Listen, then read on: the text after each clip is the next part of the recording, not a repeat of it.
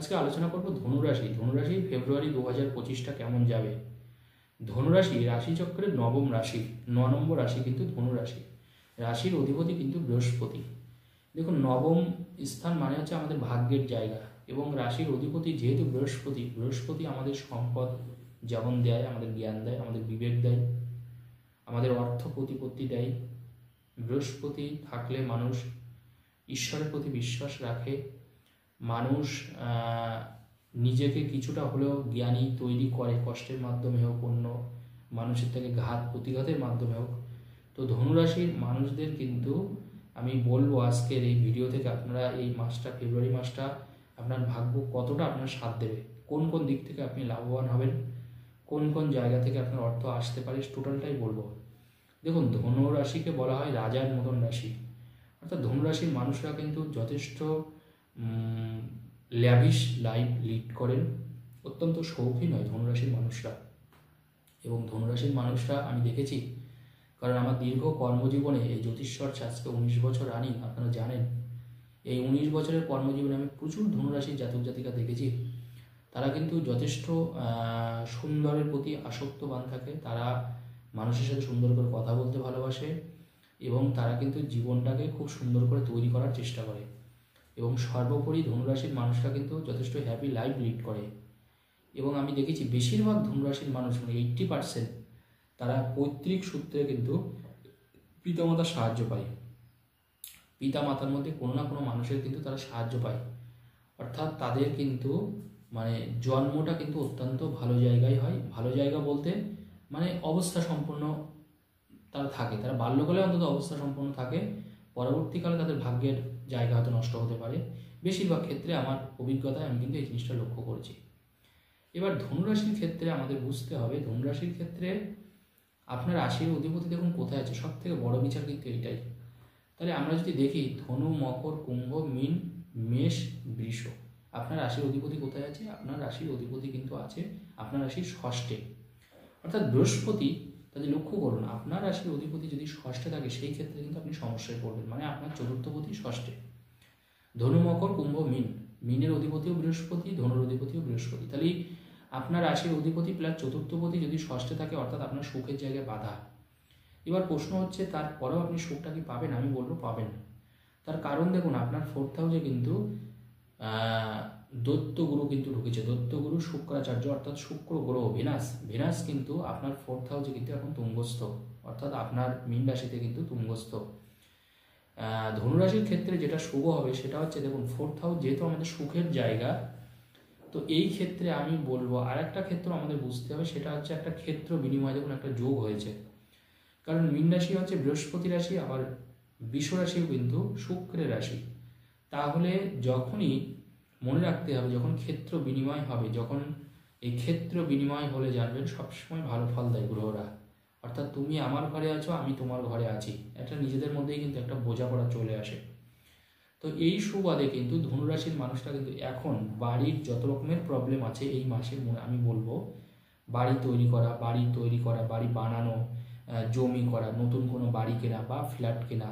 কারণ ফ্ল্যাট শুক্র দেয়, বাড়িও শুক্র দিচ্ছে, সাথে বৃহস্পতির সাপোর্ট আপনি পাচ্ছেন, মোরাল সাপোর্টটা পাচ্ছেন। অর্থাৎ বাড়ি ওরিয়েন্টেড, ফ্যামিলি ওরিয়েন্টেড সমস্যা অনেকটাই কাটতে চলেছে আপনার এই মাসে। অর্থাৎ আপনি বাড়ির থেকে যথেষ্ট সুখ অনুভব করবেন, ফ্যামিলির লোক আপনাকে যথেষ্ট সাপোর্ট করবে, যথেষ্ট আপনাকে মোটিভেট করবে, এবং আর্থিকভাবেও কিন্তু আপনাকে স্বাবলম্বী করে তুলবে। অর্থাৎ পয়সা কড়ি দিয়ে হোক, টাকা পয়সা দিয়ে হোক, অন্য কোনো বিপদে সাহায্য করা হোক, এই ধরনের সাপোর্ট কিন্তু ধনুরাশির মানুষরা পাচ্ছেন। এছাড়া ধনুরাশির ক্ষেত্রে বিজনেস বাড়বে। যারা বাড়িতে কোনো ব্যবসা করছেন, বাড়িতে থেকে কোনো কাজ করছেন, অনেকের আছে যারা বাড়িতে থেকে কাজ করেন, বাড়িতে হয়তো তার কারখানা রয়েছে, বা বাড়িতে হয়তো তিনি কোনো পেশেন্ট দেখেন, রুগী দেখেন। যারা বাড়িতে কোনো কিছু প্র্যাকটিস করছে, বাড়িতে থেকে কোনো ব্যবসা করছে, বা বাড়ির আশপাশেও যদি কোনো কিছু করে, সেই ক্ষেত্রে কিন্তু ধনুরাশির মানুষরা আরও লাভবান হওয়া শুরু করবেন। এই মাসে কিন্তু আপনার সরকারি চাকরির সুযোগ থাকছে। যারা সরকারি চাকরি করতে ইচ্ছুক, তারা কিন্তু এই সময় চেষ্টা করতে পারেন। এই সময় কিন্তু সরকারি চাকরির যোগ কিন্তু প্রচণ্ড মাত্রায় রয়েছে। এছাড়া যদি এই মাসে কোনো রেজাল্ট বেরোয়, সেই রেজাল্টও কিন্তু আপনার পক্ষে, মানে সেই চাকরির পরীক্ষাও কিন্তু আপনার সফলতা পাওয়ার চান্স কিন্তু অনেকটা বেড়ে যাবে। এই মাসে যে কোনো কম্পিটিটিভ এক্সাম পরীক্ষায় কিন্তু ধনুরাশির মানুষরা খুব সফলতার সাথে উত্তীর্ণ হতে পারবেন। এই মাসে কিন্তু আপনার মানসিক শান্তি বজায় থাকবে। প্রেমের জায়গায় কিন্তু আপনি যথেষ্ট ভালো ফল করবেন ধনুরাশির মানুষরা, অর্থাৎ প্রেম ওরিয়েন্টেড যদি কোনো সমস্যা থাকে সেই সমস্যাও কিন্তু কাটতে চলেছে। বিয়ের যোগ থাকছে প্রচুর ধনুরাশির মানুষরা, যাদের বিয়ে হয়নি, কারণ 4th হাউসে শুক্র, বাড়ির আশপাশ থেকে কিন্তু আপনার যোগাযোগ আসবে। এখন আপনার কোনো রিলেটিভের থেকে কিন্তু যোগাযোগ আসবে। এই মাসটায় কিন্তু ধনুরাশির ক্ষেত্রে বিয়ের জন্য আমি বলবো সব থেকে আদর্শ। এই মাসে আপনি বিয়ের চেষ্টা করতেই পারেন, বিয়ের ক্ষেত্রে কিন্তু কোনো সমস্যা হওয়ার কথা নয়। এছাড়া ধনুরাশির ক্ষেত্রে এই মাসে কিন্তু আপনার নিজের কোনো বিজনেস, নিজের কোনো ব্যবসা আপনি দাঁড় করাতে পারবেন। অনেকেই আছে রেস্টুরেন্ট খোলেন, অনেকেই আছে বড় কোনো বিজনেস শুরু করতে চান, তাদের জন্য কিন্তু এই মাসটা অত্যন্ত শুভ। এরকম কোনো জায়গা কিন্তু বাড়তে পারে। আপনার এই মাসে কিন্তু কাজের পরিসর বাড়বে। কোনো সমাজসেবামূলক কাজের মাধ্যমে আপনি নিজের নাম যশ খ্যাতি পাবেন এই মাসে। আপনি কোনো গরিব মানুষকে, অসহায় মানুষকে কোনো কিছু দান করতে পারেন, কারণ শুক্র ভালো হওয়ার অর্থই কিন্তু মানুষকে দান করা, মানুষের থেকে সম্মান কুড়িয়ে নেওয়া, মানুষ আপনাকে দুহাত ভরে আশীর্বাদ করবে। এই জায়গাটা কিন্তু ধনুরাশি দেখা যাচ্ছে এই মাসটাই। এছাড়া মনে রাখবেন, তবে একটা কথা একটু খেয়াল বলে দিই আপনাদের, অ্যাকাউন্টেন্সি ওরিয়েন্টেড যারা কাজ করছেন তারা কিন্তু কোনো সমস্যার মধ্যে পড়তে পারেন।